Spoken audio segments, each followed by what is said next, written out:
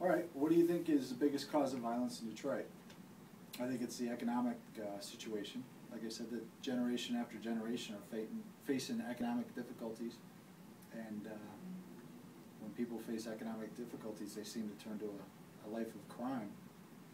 One of the most common criminal activities that some of the young people get engaged or involved with is selling narcotics, and narcotics ultimately leads to a life of violence, if not incarceration. So I think it's overall the reason for the violence is the economic problems that plague the city and the residents of the city.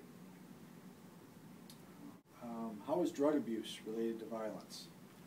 Well, I think the violence that's occurring is directly attributed by the amount of narcotics that are being sold throughout the city. I would estimate that over 80% of the shootings and the murders that have occurred are either drug dealers trying to kill drug dealers, or in some sort of fashion related to narcotics abuse or the sales of narcotics. There is such competition out here to sell drugs that very often leads to, one drug dealer wanting to kill another drug dealer.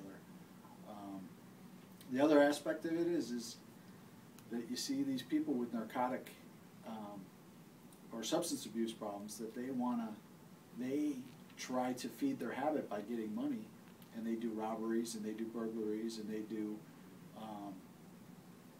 all types of criminal behavior. And ultimately, anytime you're doing a robbery or a burglary, there's the potential that violence is going to occur. So I think drugs is the #1 thing that's driving the violence. I think they're directly related. I think if the drugs weren't as prevalent in their community, I don't think the violence would be as high.